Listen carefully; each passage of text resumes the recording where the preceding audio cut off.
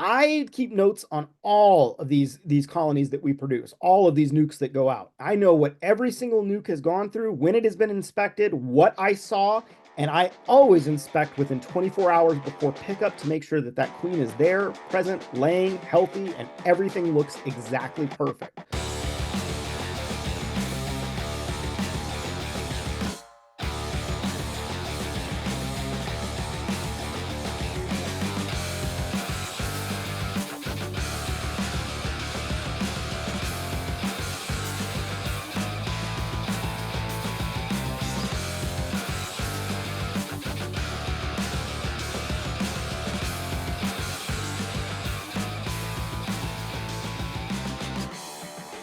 So thanks for having me here today, everybody. It's a pleasure to be speaking with you. I'm going to be talking today about producing quality nukes for profit at a small scale. And this is a talk that is very close to my heart. I've been producing nukes for about 15 years. And like James said, we're one of the larger producers in the Upper Peninsula of Michigan. We generally produce about 150, maybe 175 nukes a year.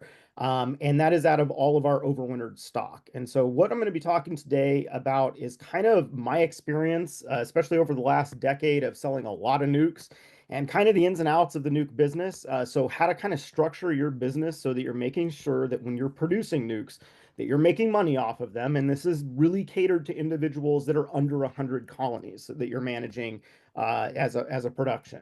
So it kind of applies to everybody that's small scale. So kind of the small sideliner on down through hobbyist. And we'll start out today talking just kind of about the table of contents here. We're going to go through several different sections of this, and we'll start with planning. We'll go through the development of nukes, quality control, your customer expectations. We'll talk about costs, and I'll break down real costs for you so you can see it actually what profit margins you can actually get out of putting, together a small nuke business, and what that looks like when you scale it. I'm going to contextualize all of this with the notion that I know, and I see a lot of names that I recognize, and some of these names are not from Michigan or the North. And so, for those of you that are not, in our area, this is something that is really geared towards northern beekeepers, but is applicable to anybody. And so, this is kind of a not only we'll be talking a little bit about how to actually take a nuke. There's one slide on the actual taking of a nuke from an overwintered colony, but what we're really going to be focusing on is the business aspects of this and making sure that when you are getting into this, that you're setting yourself up for success. I've been working in agriculture. This is my 31st year working in sustainable agriculture. Not only do I work in the bee area, I'm an entomologist and work in integrated pest management with all sorts of specialty crops. But what I will tell you from my experience of working in agriculture for so long is that every field of agriculture, beekeeping included, all boils down to economics. If you're not making money doing what you love, you're not going to be doing it for very long if this is what you want to do as a business. So structuring your business to be successful right away and understanding kind of what are the ins and outs and what are the kind of the pitfalls that you may run into are really important. And that's kind of what we're going to be breaking into today. So let's go ahead and get started with the planning aspects of it. So let's start talking about overwintering. So the reality is if you can't overwinter colonies, you're not going to be making nukes out of them. And that's true for overwintered nukes or spring nukes. And that's something when you're getting into the planning of things that you really need to decide. Am I going to be overwintering nukes, meaning you're going to be overwintering a 5 frame colony, like 5/5s, or are you going to be taking nukes from overwintered colonies in the spring? And this really, I get some people that get real kind of granular about this and kind of in the nuances of all of this. But the reality is these are both overwintered colonies. Now I can take a colony that has overwintered as a full colony and take a split out of that, which would be an overwintered nuke in the sense that I'm using an overwintered queen with that nuke that I'm producing. Spring nukes, in the sense of that, what I kind of mean by that is you're taking spring nukes, meaning that you're adding new queens to those. So these are two different ways of doing things. Now you can overwinter nukes, and that is a true overwintered nuke. But the reality is that these two different ways of overwintering oftentimes really don't matter. These are both overwintered colonies in this sense where you're taking bees from an overwintered colony, you're taking an overwintered queen from whether an overwintered nuke or an overwintered colony, and selling those to somebody else. The spring nukes could be viewed as a little bit different because you're bringing in a new queen into that. And we're going to talk about this in detail here. But a lot of times your customer base will dictate which one of these are going to be the best for you. For me, most of my customers, and we give our customers the option if they want an overwintered queen or if they want a new queen.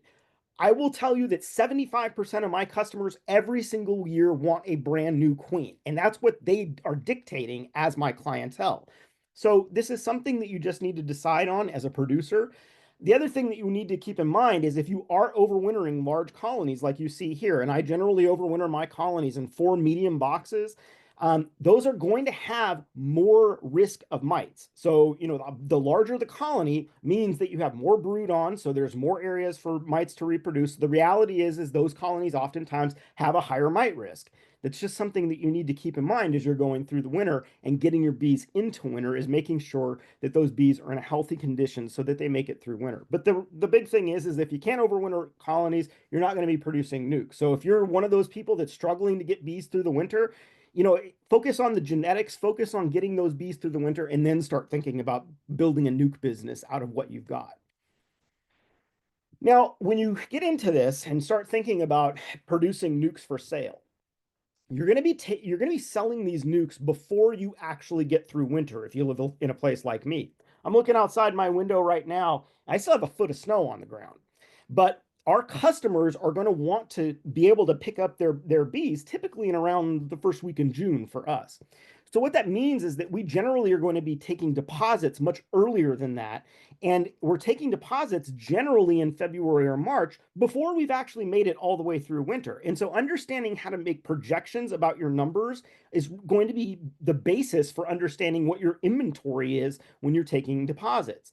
So you need to get to know your bees really well. And this just comes from experience, but you also need to understand how your fall decisions are going to impact the size of your spring colony. And the example that I use, and this is just from experience, I like to overwinter my colonies with 20 to 30 frames of bees. I mean, 20 to 30 full frames of bees. And that often ends up being a 4-story colony, meaning a 40 frame colony with 20 to 30 frames of bees, all backfilled with honey. And I know from experience that if I put bees in with 20 to 30 frames with the genetic line that I use, which primarily is New World Carnolians, is what we use in our apiary, I know that I get about 2 nukes per colony based on that. If I can put those bees in at that size, I know I'm going to get about 2 out of every 2 nukes out of every colony. It ends up being about 2.2 is my average. So knowing what that looks like and making sure that you're understanding those projections is important when you're building this out and taking those deposits. This is where good record keeping comes in. And I keep records of every single year, how many colonies went into winter, how many colonies come out of winter, how many colonies we lost in winter, how many nukes we produced out of the colonies that made it through the winter. So I understand year to year what this looks like, and I'm able to make these estimations based on good record keeping.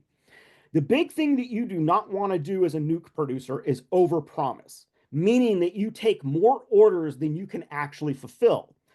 I think one of the worst things for a bee producer to do is to have to go to their customers after deposits have been made, after a month or so has passed since the deposit's been made, and come back to their customer and say, "Sorry, I didn't have enough bees make it through winter, so I don't have your nuke." That is a terrible way to do business. And it is something that you will lose a customer likely forever if that's the case. This is something that we in the industry largely understand that have been doing this for a little while, but new beekeepers don't always understand how things work. And when they purchase a colony from you, they expect they're going to get a colony from you later on. That deposit is kind of, that's kind of like a promise that you're going to be producing bees for them at that point. And it works both ways. This is an obligation to each other. So don't overpromise. The other thing, and this is a rule that I have when we're producing nukes, is that I always take 20% more in the way of nukes, taking actual nukes off of colonies than I sell. Meaning there's always a 20% overage. So if I know that I'm going to probably be able to produce about 100 nukes this year, as far as for sale, I'm going to make sure that I can actually produce 120 of those. And the reason is there's multiple reasons for it. But one of the big things is not all bees perform the same. You're invariably going to have a few stragglers, and they're just not going to be at the size you want them to be when it's time for customers to pick them up, because these are all estimates that you're making. You're setting up, delivery times well before the bees are actually ready to be delivered. And so these are all estimations you're making. So invariably, you're going to say, hey, you're going to pick up your nuke on June 6th. But when I go out to the yard on June 5th to start actually picking which one I'm going to deliver to you, maybe some of them aren't great in size. And so I have to use something else. And so the overage is just to make sure that every single customer is getting a quality product. And we're going to talk about quality control in detail here in just a bit. But this is just something I do. Now, that 20% overage for me, that's my increase for the year. So every year I'm gonna take that 20% that was overage and I'm gonna put that back into my apiary. Those nukes that are kind of lagging behind, they will eventually catch up, and I'll just hive them into one of my hives. And so those are not lost bees. That 20% overage is going to be what you're going to use for yourself. Now, when it comes to planning as well, before we ever get into the idea of taking deposits or anything like that, you also want to make sure you know where your queens are coming from. Now, if you're doing overwintered queens, you're going to know those queens. You're going to have them on hand. When you're getting through the winter and when you finish winter, those are going to be the queens that you're going to be selling. And so that's one aspect. So if you already know that, that's no problem. But you're still going to have to source genetics from somewhere at some point. If you're going to be selling new queens, which is primarily what most of my customers want, you need to make sure that you're setting up a plan for sourcing those queens. Now, one of the biggest things that you need to be realize, and I think that you all being part of the Sustainable Beekeepers Guild understand this readily, much more so than a lot of audiences that I talk to, is the importance of good genetics. Every time you sell a customer bees, you want that to be the best set of bees that you can possibly produce. Selling garbage helps nobody. And selling poor genetics is just setting people up for failure. So do good by your customers well before anybody's even thought of anything, and pick good genetics. The genetics that we use, the New World Carnolians that we use, are Varroa sensitive hygienic. I've worked with the breeder for over a decade. We went to undergrad together, had the same mentor who was a commercial queen breeder back in California. We have been doing this a long time together, and we have good genetics that work for us up here. And understanding that you want to set your customers up for success is really important, because a lot of these bees that are purchased from you are going to stay locally to you.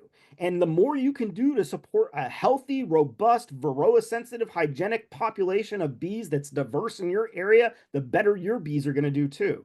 So setting everybody up for success is important. Some of your customers won't even know what this stuff even means, but you're doing them a service by setting them up for success.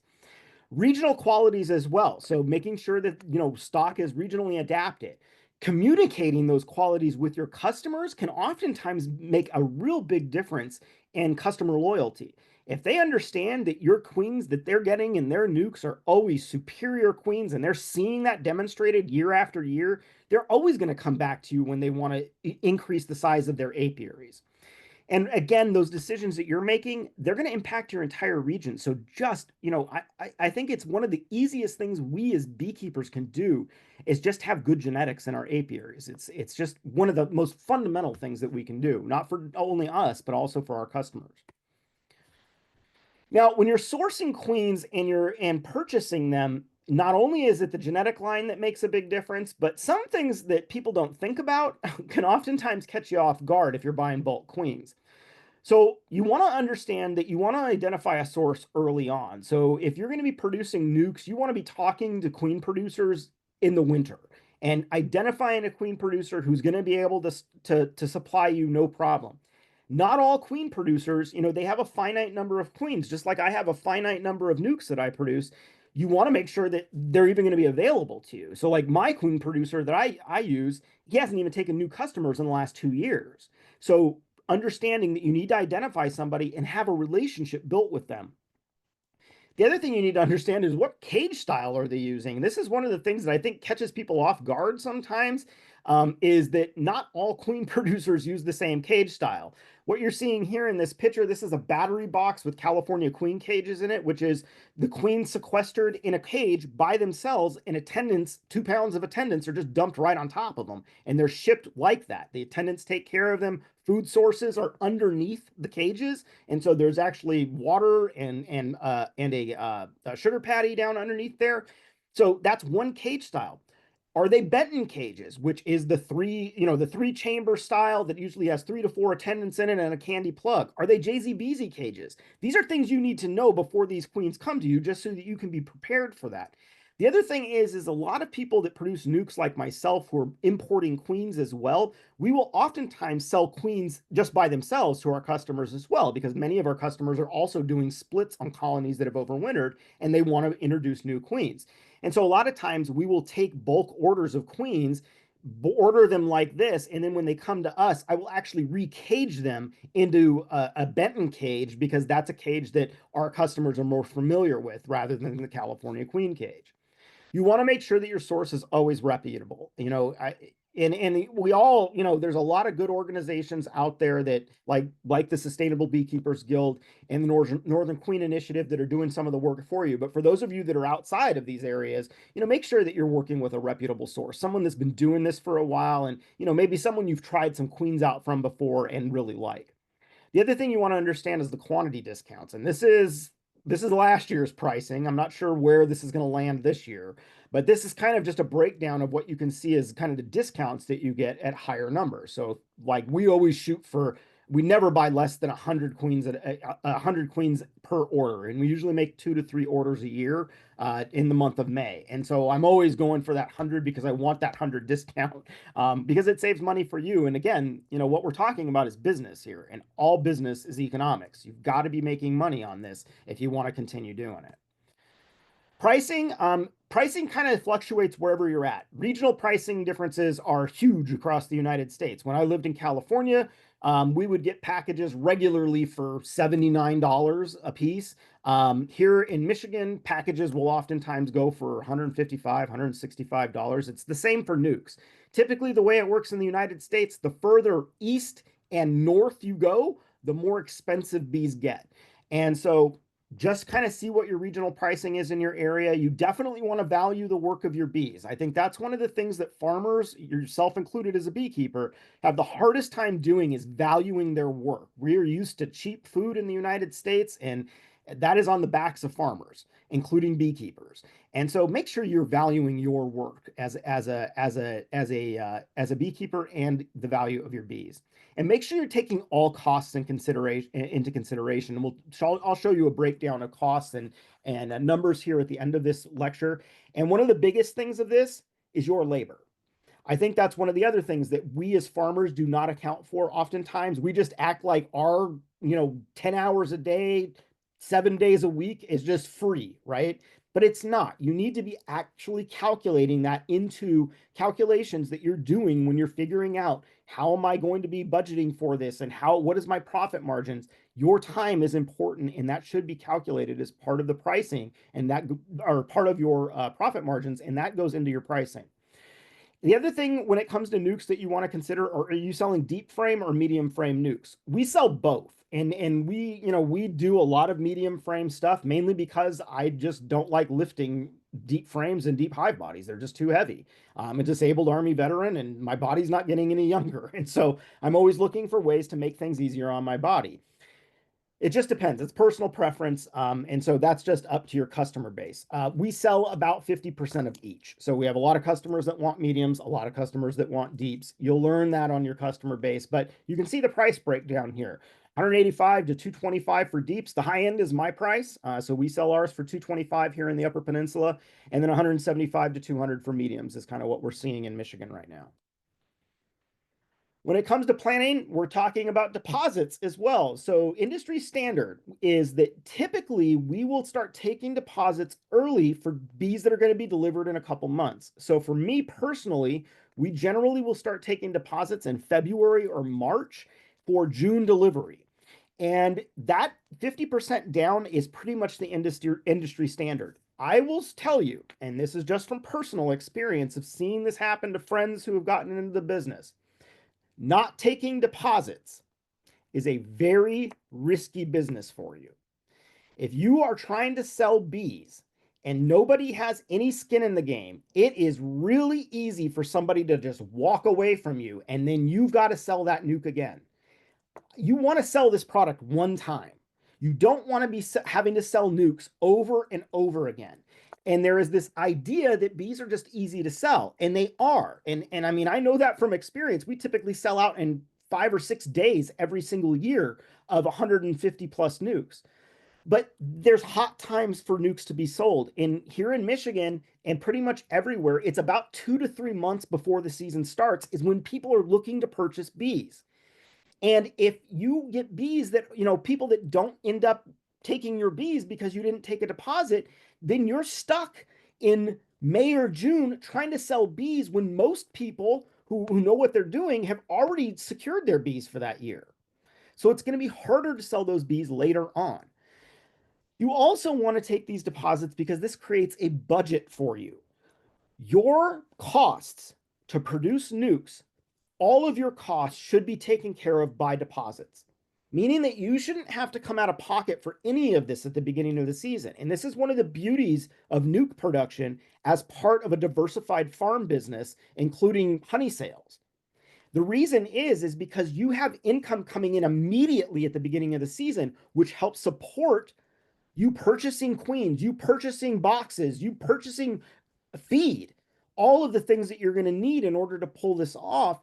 Those costs should be covered by your deposits, which means that you are being set up for success. Now, the back end of that is that means that if you aren't able to deliver, you may be, this is going to come out of your pocket. So that's also why the planning comes into play and making sure you can understand, how many nukes am I actually going to have available when all this is said and done. The other thing you want to consider when it comes to taking deposits is credit card fees. 2 to 4% is what you're going to lose on every single credit card transaction. Is that something you want to eat, or is that something that you're going to pass on to your customers? Now, most of my customers, when they do deposits, they do credit cards, and we don't charge them a fee. But when they come and they pick up nukes and they pay the 50% left, we only take cash or checks at that point. So, you can work it two different ways. In the very, sometimes we will end up taking credit cards for a final payment, but it's something we try to avoid. But it's just how we do business. But this is something that you need to consider as part of your business: is, do I want to eat those credit card fees, or is that something I'm going to pass on? Cancellation policies. This is probably one of the most fundamental things you need to do when you're developing a nuke business, is developing a solid cancellation policy. Because like I already said, if someone returns this or decides they don't want it 30 days before it's time to pick it up, most people have already bought bees by then, and it's going to be harder to sell this. Now, the big thing here is protecting your investment. Like I'd mentioned earlier, those deposits are going to cover your costs going into this, and you don't want to have to, lose that payment. So one of the things you need to keep in mind is the credit card fees. So if you get a return on something and you didn't take out credit card fees, you're still going to lose those credit card fees on a return. So with all of our returns, we always take the credit card fees back out. So it's a 4% fee that you're going to lose. That's when you're getting a return. Cancellations.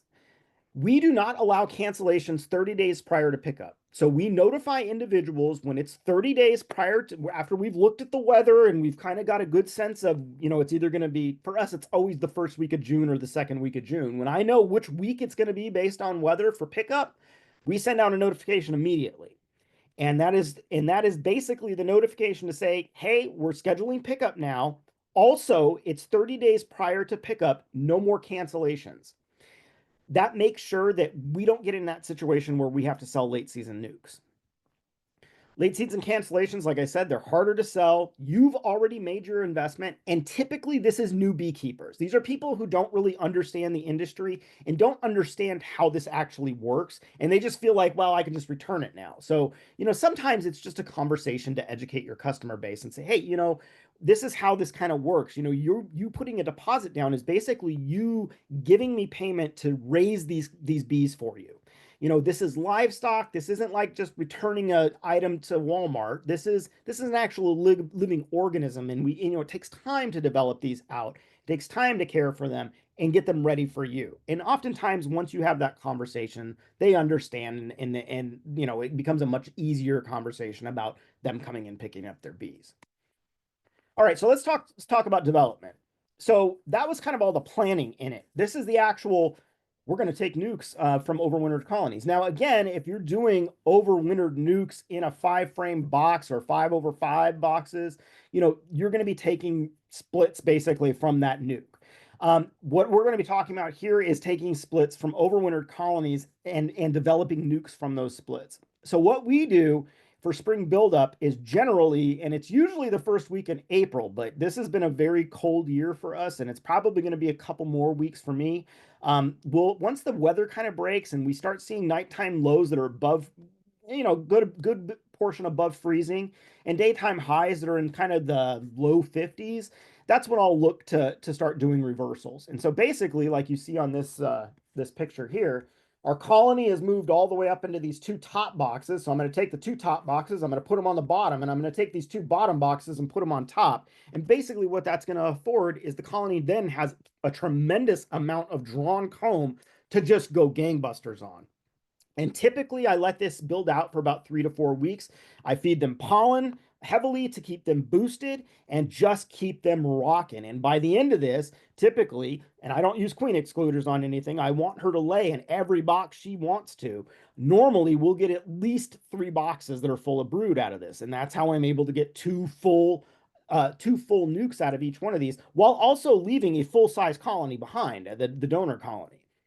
And one of the things you want to be cautious about, though, and like I mentioned with temperatures, is that when you do these reversals, if you get a little too ambitious and do them while there is still cold weather ahead of you, you oftentimes can chill out the bottom box. So make sure that you're out of the woods when it comes to winter weather before you start doing reversals. But this is the first step to developing out a colony that is overwintered to get to where you can actually start taking splits for nuke production. The next thing is going to be queen acquisition. So you've done your reversals. You're going to wait for about 3 to 4 weeks. During that time, you're going to schedule your delivery of queens from your producer. Typically, deliveries that come from queen producers, especially if they're in larger boxes like you see here with 100+ queens in them, those are typically going to be delivered to your distribution centers. And so this is a good opportunity to make friends with your UPS driver. So UPS delivers all of this for us. We have a very good relationship with our UPS driver and the service center. And every single spring, the day before my queens are going to arrive, I call them up and I say, hey, I've got queens that are going to be arriving today. And, this has been happening for the last decade, so they're used to it. I got queens that are going to be arriving today. Can you make sure that when they get there, that they are put in a warm place in the office, out of any sunlight, direct sunlight, or, too much commotion? And they're always very amenable. It's usually sitting right there on the counter for me when I get there. And I always make sure they tell me exactly when it's going to be there at the distribution center. And I make sure I am there ready to pick those up so that they're not sitting around anytime. This is a very big investment. A box of 100 of these is about $3,000. So it's not something that you want to just let by. And they are very susceptible to any kind of mishandling. If these are put in a sunny spot, they can fry. If they're put somewhere too cold, you can have issues. You want to make sure that you pick these up.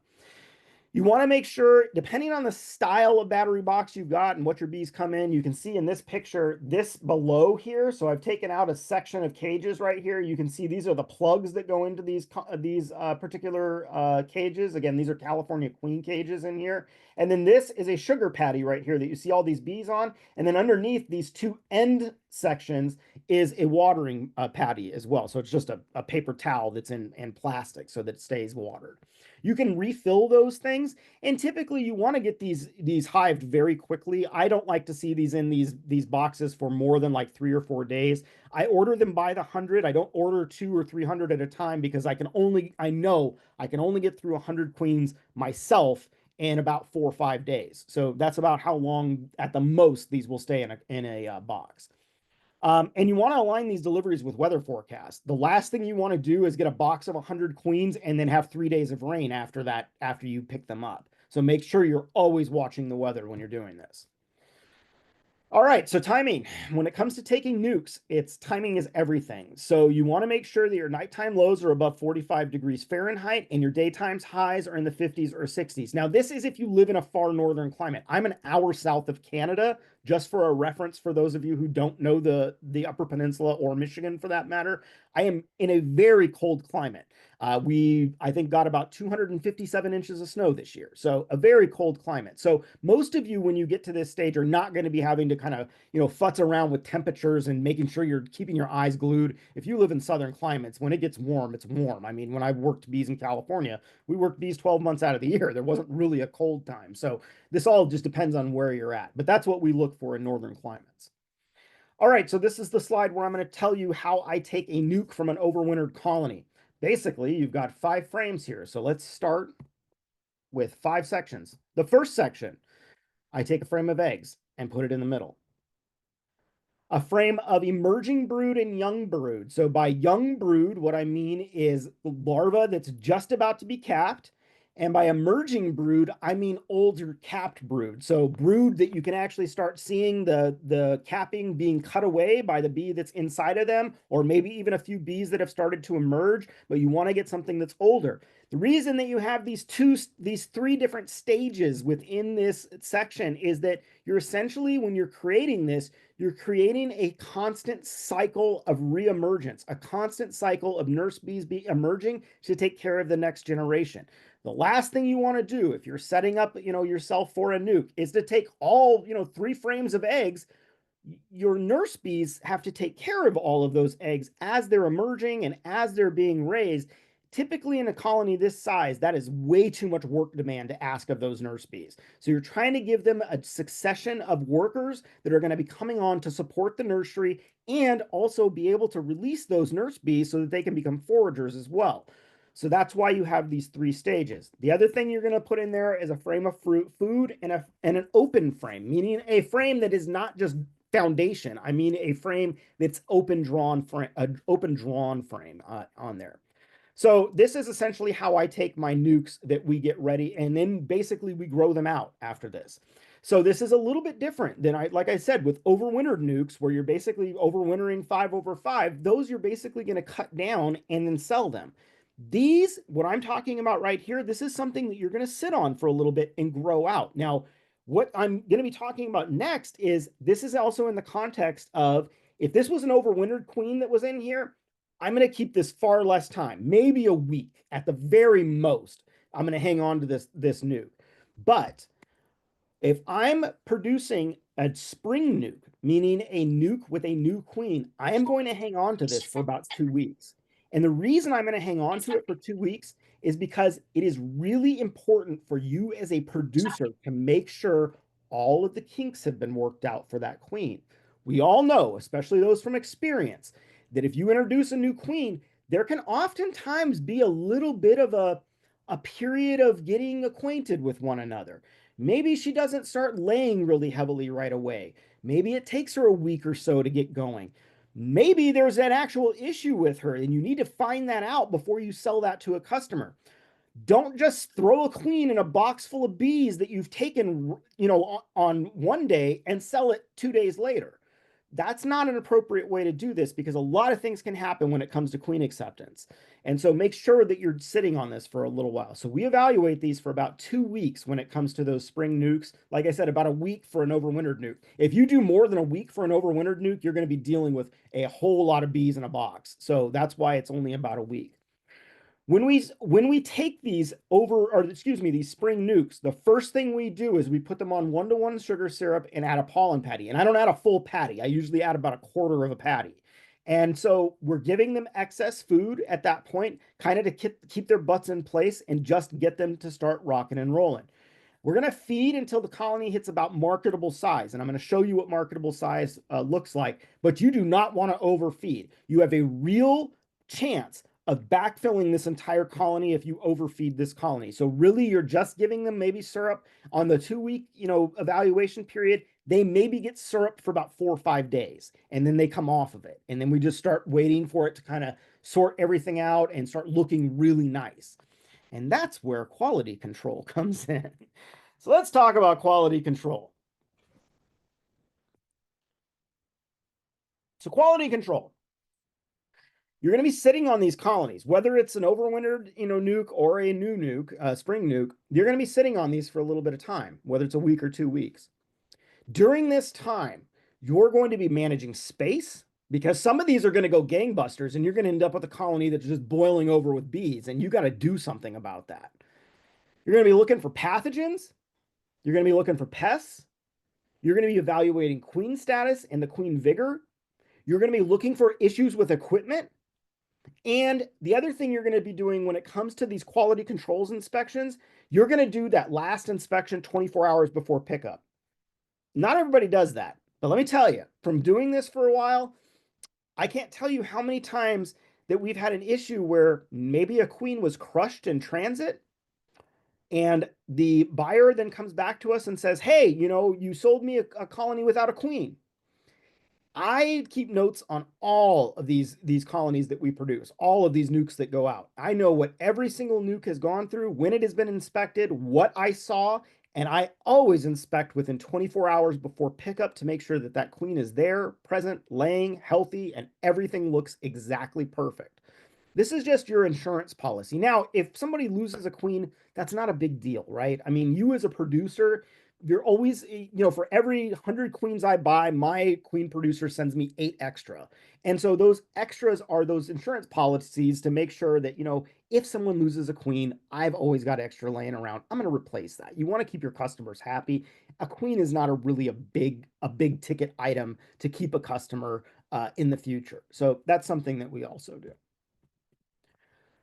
All right, when it comes to quality control in your queens, if you're introducing new queens, there is going to be an acceptance period, and you have a very real chance of supersedure. Now, it's not something that happens a lot, but it is something that can happen, and that's why the evaluation period is so important. Is, you don't want to just throw a queen in a box and then, assume everything's going to be okay and then deliver it to a customer and, they've got a bunch of supersedure cells. That's not good business, and it's not good for our industry. So you always want to make sure that, the queen has been fully accepted, she's laying heavily, and everything looks good. The other thing you want to do, and this is something that not everybody pays attention to, is a physical evaluation. If you've not raised these queens yourself, this is someone else has picked these queens out of a colony, or out of a mating yard, and is put them in a cage and shipped them off to you. Make sure that they have all their appendages, meaning all their legs are present, because those are important for a queen, right? And then make sure there's no defects. And the reason I bring up no defects, it used to just be on this slide, used to be just, make sure they have all their appendages and wings as well. Some people clip wings, we don't clip wings, but the one thing that you want to make sure is no defects. And this happened a few years back, and this is just a fluke, and this was from my queen producer, and we had a good laugh about it after we discussed it. But you see in this picture, there's something wrong with this queen. That is a marked queen, and you see where that mark is. That's actually a caved thorax. That is something that happened while she was in the queen cell. It's likely that something hit it, maybe when they were putting a colony back together when she was in a cell, it touched another frame or got pinched somewhere, but that damaged her thorax.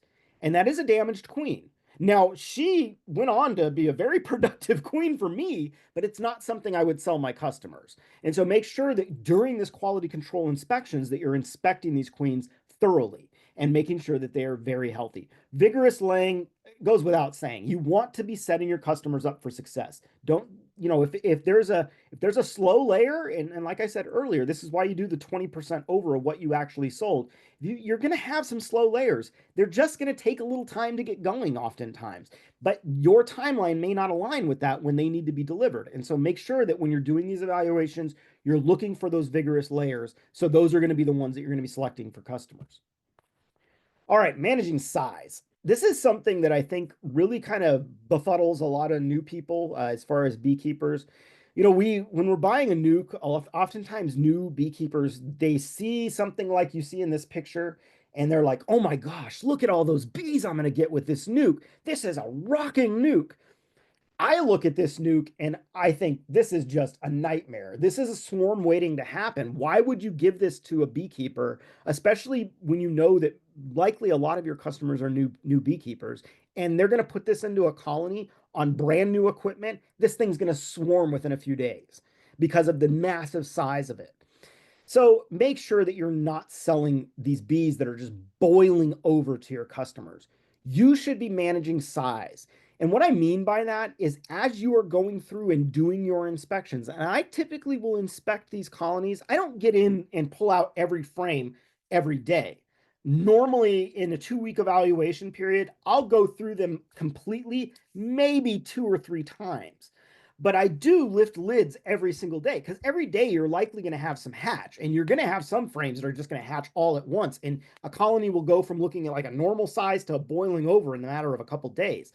You can manage that.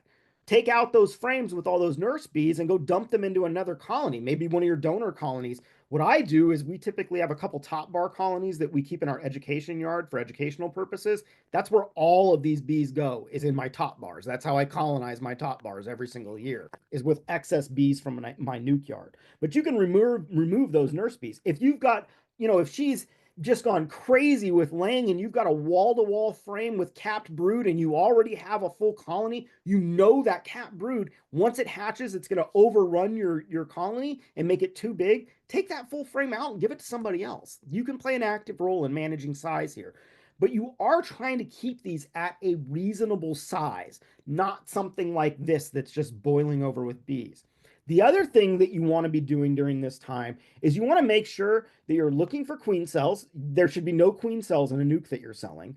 And you also want to make sure that backfilling is minimal, because when you get in a situation like this in this picture, oftentimes you're also dealing with a massively backfilled colony, meaning that there's no place for this queen to lay anymore. And so you've already got yourself in the first kind of steps of moving into the swarm impulse by having a situation where there is no room to lay. And now it's a competition for space between your workers and your queen. So backfilling is something you should also be looking at. You're dealing with a finite space here, right? 5 frames is a very small amount of space for a emerging colony, for a building colony. And so if it does get going too much, you need to be able to manage that. Pests and pathogens you're also going to be looking for.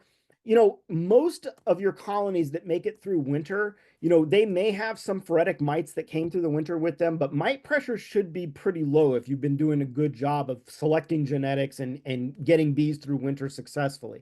But you always want to be, looking for things. If you start seeing symptoms related to things, related to high mite pressure, like deformed wing virus, you start seeing that on some of your workers and things like that, that might be an indication that things are a little out of control.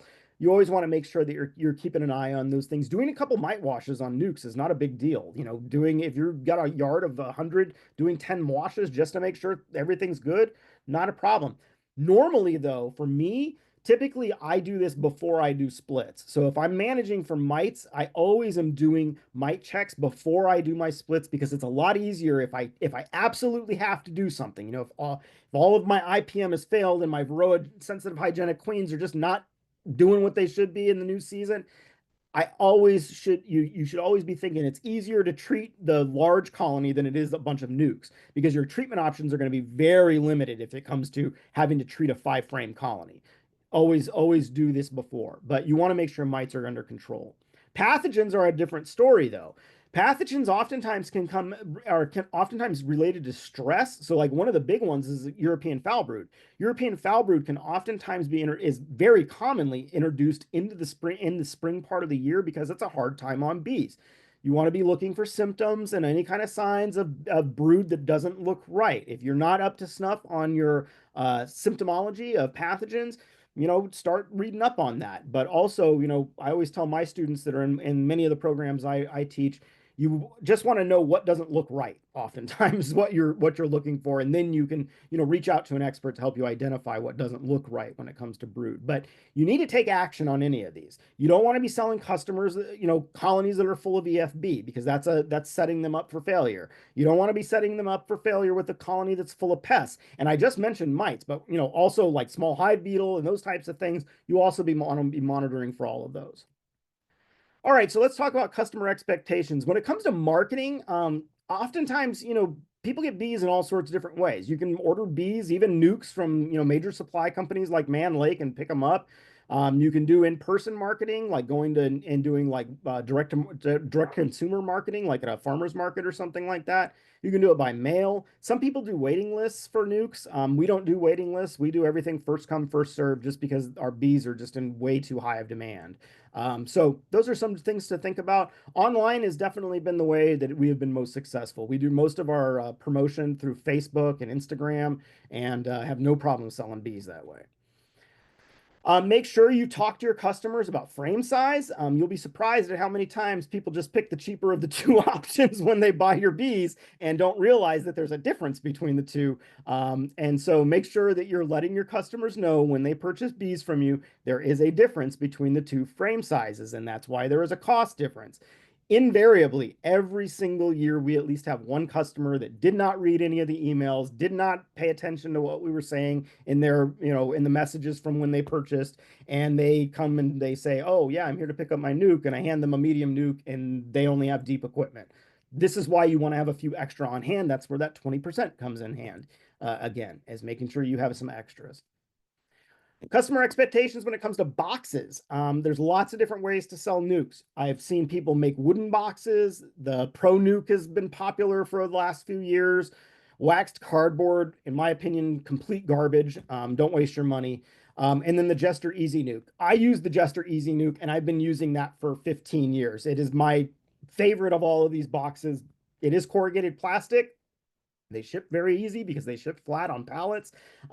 But they can be reused for lots of different things. And so this isn't something that just gets thrown away. We always tell our customers this is a great swarm trap. This is a great place to rear queens in for a small operation. Some people take deposits for boxes. We don't do that, but if that's something that you're interested in doing, I have had a few friends that have done that. The big thing that I would say, if you're going to take deposits, meaning that they pay a little extra and then you give them, a little bit of money back when they bring the box back, make sure you put a timeline on that so that you don't start getting boxes 6 months later and people expect to get a deposit back at that point. Most of my buddies have put a 30-day return on that. All right, so customer expectations. When is the colony marketable? So I used that term a little bit earlier, and I want to come back to that. So the customer expects to get a marketable nuke, not something that's like on the left that has, some bees. And this is a colony that, this is what a colony would look like that I take from an overwintered colony. So this is a nuke that I would have just taken. This is about what it would look on the left-hand side, the unmarketable. But you want to get to a point that colony is marketable when it is 5 frames of bees that are 5 frames are fully covered in bees. And so that's what you see on the right. That is a good size to be selling somebody. That has a frame of eggs, a frame of young brood, a frame of cap brood. It has honey, it has pollen, 5 full frames of bees. It's not boiling over with bees like we saw in that other picture, and it's not backfilled severely. So meaning that, I've looked at the brood frames, there's not a bunch of honey or pollen stored where it shouldn't be. There's plenty of room for brood. So that is what I mean by that. Queen marking, this is a service that you can offer your customers. You can do it as a free service. All of our queens that we sell with our nukes come marked, or it's something you can charge for. And lots of queen producers will charge up to $5 to mark a queen. If you are doing this as a service, make sure you're using the international color code. This is something that all of us in the industry are using to make sure that we keep track of how old our bees are. This is the easiest way to keep track of the age of your queens in a colony. All right, pickup. So pickup is always, for us, we usually schedule 3 to 4 weeks out before the customer is going to pick it up. They need to be given about a week of timeline to pick up. So your customers, there needs to be some flexibility on your part. Typically, our pickup ranges are from 8 a.m. to 8 p.m. For about 7 to 9 days straight. And so that gives them the option to kind of come, if they're not going to work that day, they can come pick it up, or they can come after work. They should be given a reminder that final payment is due. I can't tell you how many customers show up and think they've paid the full amount, when in actuality, they've only put down a 50% deposit. Make sure you tell them what payment methods you're taking. Some people don't like to take checks on pickup because obviously the checks haven't cleared yet. We haven't had an issue with that, but if that's something you're concerned about, something to think about. Reminder of the cancellation policy when you set up your pickup dates, because that's going to be your 30-day window right there. So no more cancellations after this. You're going to let them know about inspection opportunities. I tell customers, you are welcome to inspect every single nuke I sell you, but you're going to inspect that nuke and then you're going to close it up and you're going to go on your way because I've got dozens of other customers right behind you coming to pick up bees. You're not going to sit and hang out for, 2 or 3 hours to let all of your few foragers that got out come back. So there's just an understanding of that, but they absolutely have the right to check those bees on our property, and I invite that. And then you want to talk about return policies or queen issues. There are no return policies. This is livestock. Once they leave your farm, you have no idea what these customers are going to do to these bees. We had a client last year who cooked a colony in a car because they were driving home about 5 hours from picking up their nuke from us and decided to stop and have lunch on a 90-degree day and left that colony in a hot car for almost 2 hours, and it cooked the entire colony. So make sure that you talk about the return policy. Once you take this off the property, it is yours. Queen issues are a different thing. We usually give people about 48 to 72 hours if there's a queen issue to notify us, and we will take care of that. All right, so now we're going to wrap this up with numbers. So we talked about this in the context of, my operation. And so I'm going to use this just to make easy math, 100 nuke operation. These are what your costs are going to look like to do this on 100 queens, or excuse me, 100 nukes. So boxes, if we use the Jester Easy Nuke box, those are $20 a box. At 100, that's $2,000. Your queens, if we're buying 100 queens at a time, that's $28 per queen plus $150 in shipping because everything's shipped overnight. That comes out to just shy of $3,000. Sugar, I always allocate 4 pounds of sugar for every single colony. Generally, I don't need that much, but I always want to be cautious. I always want to overestimate than underestimate on these things. At $3 a 4 pound bag, which is cheap right now, that is $300. Pollen patty, I'll average 1 pollen patty per colony. That's about $1 a piece, about $100 there. Your frames, for every nuke you sell, you lose 5 frames. We have to replace all of those frames every single year that we sell, so you need to average that into your costs. $2.50 a frame times 500 frames for 100 nukes comes out to a little over $1,200. And then your time, 40 hours a week for 4 weeks, which is nuke season, 4 full weeks of work, 40 hours a week at $30 an hour, which is a pretty reasonable hourly rate. That comes out to $4,800. In total, to produce 100 nukes, it's going to cost you about $11,400 or $114 a nuke. That's your cost.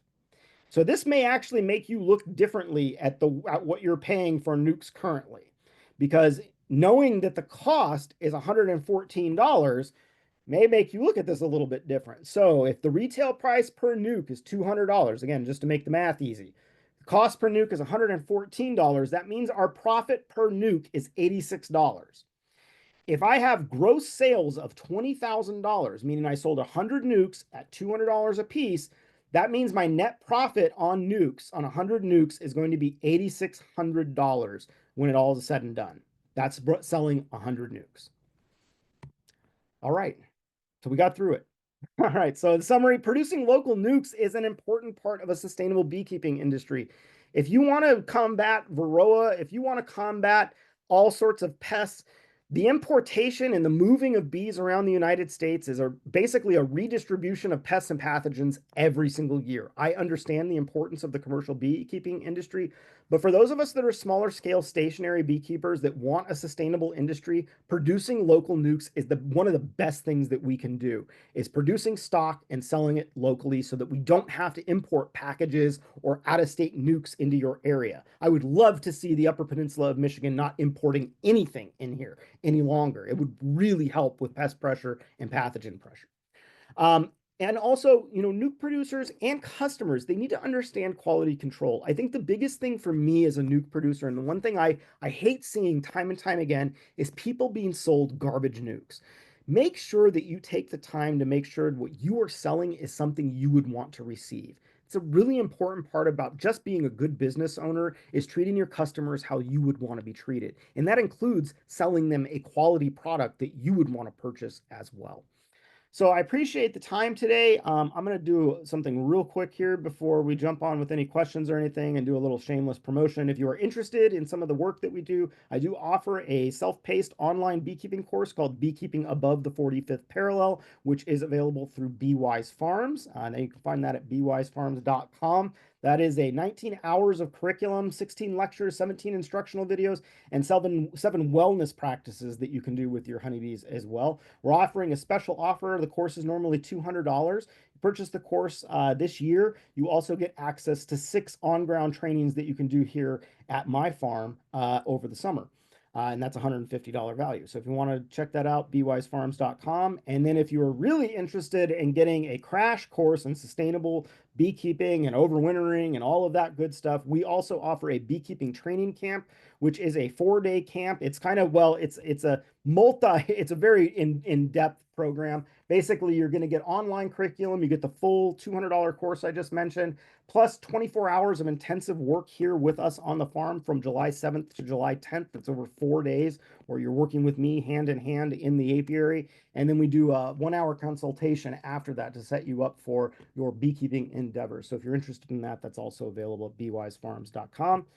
And then lastly, if you have any questions that you'd like to refer to me as far as what we offer and some of the other courses I offer, you can see my email down there, beewisefarms@gmail. That's a typo on the Gmail, but gmail.com.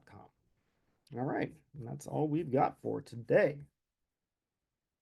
Okay, so I will see there's a couple questions here, so we'll answer those questions and then Thanks, Adam. I appreciate it, man. take care, James. Okay, Get bye. safe. All right, so I'll just touch on the comments that we had here. We've got just a couple questions. It looks like folks from all over the country. That's great to see. Okay, so David's got a question here.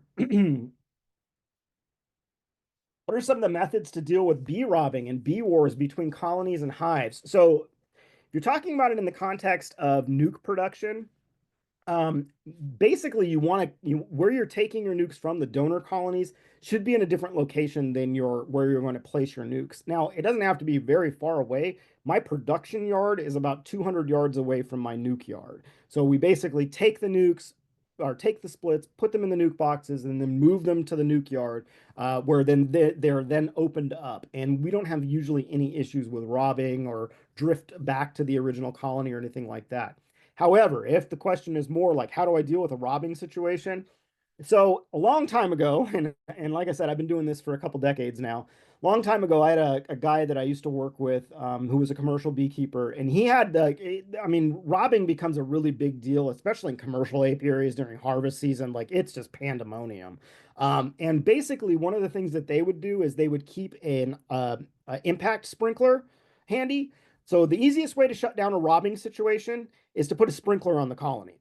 And we use T-post sprinklers. So if I get a situation where I have a colony that's just being just attacked, robbed out, and this typically is in the fall, not we don't typically see this in the spring for us.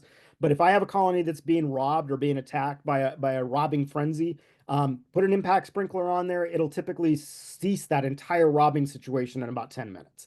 Once they start getting wet, the bees don't want to be around any longer. So that's how I typically deal with that. Okay. Next question is, many states require nukes being sold in the state that must be inspected by the state apiarist. How should you approach this requirement? I mean, if that's the requirement by your state, you just have to work with your state apiarist, and there's probably a process for doing that. We do not have that in Michigan. We can move bees inside and outside of the state without any inspection. And in fact, most of our apiary laws were pretty much gutted in the 90s, so we don't have to do that. Also, wouldn't it be a good practice to assure that your nukes are healthy? Well, yeah, absolutely. I mean, that's part of what we talked about with quality control is, I mean, the health of those bees is paramount. You do not want to be selling your colony, diseased colonies. You do not want to be selling colonies that have insane pest pressure or viral load. And that's part of the quality control process is making sure that you are selling a quality product. Anthony's got a question. Do you ever offer choices for various queen breeds or AFB vaccinated? Any issues with doing so? We do not give customers queen breeding choices. It's just too much. You'd be sourcing queens from different producers. You're not going to be getting the good discounts when you're buying, 10 from here or 10 from there. So we do not offer that. We do one breed and that's what we sell. I do have multiple breeds on my property and we do keep in our production apiaries. So New World Carnelians is what we sell everybody, and that is a breed that we use probably in about 50 of our colonies. The rest of our colonies are Saskatraz and pole lines, and I like both of those lines a lot. In particular, the pole lines, I really like those. So that's what we do. As far as vaccinated, we do not do any AFB vaccination. That is kind of a I mean, it's a great thing that we have a vaccine for AFB, but the reality is that AFB hasn't been a problem in the United States for decades. I mean, I've been doing this for 20 years. I used to be an extension specialist in apiculture for Michigan State University. I have seen AFB for real, I mean, real AFB twice in my entire career. It is not the problem that we make it sound to be. In the 70s and 60s and even the 80s, it was a huge problem. It's not so much anymore. And that's because of a lot of the education that we've done around how to handle colonies that have been infected by AFB, which is you burn them to the ground to make sure that that does not get passed around. So we don't offer that. I know that that's available right now, and I do see it around a lot. I have not worked with vaccinated queens at all, but we just AFB is just not an issue in Michigan. It may be maybe in some other states you guys are having high AFB loads, but I stay pretty close to the research community, and I haven't seen really where AFB has become a huge issue anywhere. All right, Jeremy's got a question. How do you talk to your customers about queens being adapted to your area? If you're purchasing queens from somewhere else to introduce them to spring nukes? Okay, so that's a really good question, Jeremy. So the way that we have done this is that we worked directly with a breeder for about 10 years to adapt the stock that he produces to our area. And so basically we've worked with him enough that we know the lines that he is producing do well in our area. So although they have not been adapted to the area, we do know that they work well in this area. And my overwintering losses, I mean, we had 100% survival in our production yard this year. So, I mean, the only colonies we ever lose are our education yard, which are colonies we know we're going to lose because they get worked 6 or 7 times a month. So, we don't have an issue with the line. We know it works well. We have a litany of customers that it works well for. But the way we communicate to our customers about that is, again, we give them a choice. If they want stock that has overwintered in this area, they select an overwintered queen when they purchase a nuke from us. If they want a new queen and they know where it's coming from, we tell them that it's being produced in California, that we import them here, that we've been working with the line for a decade. We tell the customer all of that, but that's their choice, which one they want. And so if they choose that they want a new queen, that's their decision. If they want the overwintered, that's fine too. Um, it seems like one would need to have a regional beekeeper that has an operation in a warmer climate, but has queen stock that is northern adapted somehow to propagate. I mean, that's the situation. I can't produce queens before I need them, which is why we have to import queens where we're at. When I lived in California, we produced all of our own queens. It wasn't a problem. But here we have a very finite time that we're working with. From the time that snow ends to the time that our customers expect their bees is only about 6 weeks. So we have to import queens. It's the only option that we have up here. But it would be nice if we had someone that was closer by that was producing queens. But like I said, we have a very good relationship with our producer, and I'm very happy with the queens that we have. Do you keep your nukes closed up to prevent losing the foragers sometime before delivery? Thank you, Marie, for the compliment. So yes, so we have a schedule, so we know when everybody's picking up, date and time. We give them an hour time slots, and so everybody selects a time slot, and we basically have a roster for the entire day. So when I know who my customers are for that day, I have my, depending on when they're going to pick up. If it's before noon, I go out and I close them up before they even start flying that morning. And then I bring them into our garage so that they're in a cool place and they're not being, just stuffed up in a closed box. If it's afternoon pickups, I will pick up in the afternoon, and they will lose some foragers, but the colonies are the right size. I always make sure that before I close up a colony, I open it up and make sure that the size, as far as the number of bees that I want in there, is appropriate. And I've already done an inspection on them the day before, so I already knew the day before that everything was working right and looked right. So I just got to pick up the lid, look at the colony, say, yep, it's 5 frames full of bees, close it up, and then bring it into the garage and shut it down. So that's typically how we do it. Starsha, do you ever raise your own queens for your nukes, and how would that affect your timeline? It would be impossible for our timeline. It just wouldn't work because of the climate that we're in. We do produce nukes here, but those are typically for our own operation, or for those that purchase overwintered queens. All right, Brenda, and we got a couple more here, and then we'll wrap it up. Are you wintering over in wood nuke boxes and wrapped? You've triggered me to definitely want to learn more about this. I overwinter in regular equipment. So 10 frame colonies. Um, I overwinter in 10 frame colonies or 8 frame colonies, and they are wrapped. So we have an overwintering process that we use that includes black tar paper as the final wrap on that. And we do not do wood nuke boxes. We only do the Jester Easy nukes. You close, when do you close in the Nuke Pro? When do you close in the Hive prior to customer pickup? Oh, so we answered that just a little bit earlier, Ben. It's usually, hours before, the morning before, or the afternoon. Is there a reason you don't raise your own queens? I do raise my own queens, but we can't raise queens that time of the year here in the Upper Peninsula because of snowfall. And drone population, like you've got to have a good drone population before you're ever going to get a mated queen. And so the timing does not work for us this far north. And thank you, Jeremy, very much. All right. So I hope you all enjoyed this tonight. I'm going to go ahead and shut it down. And would you show your money slide again? So my money slide, I'm assuming that you mean my information. So I will put my information here in the chat to contact me. It's going to be right here, beewisefarms@gmail.com. So if you want to get in touch with me, let me know, and I'll happy to answer your questions related to this presentation. And thank you all very much for taking part tonight. Great group, almost 100 folks. So thank you all. Have a great day.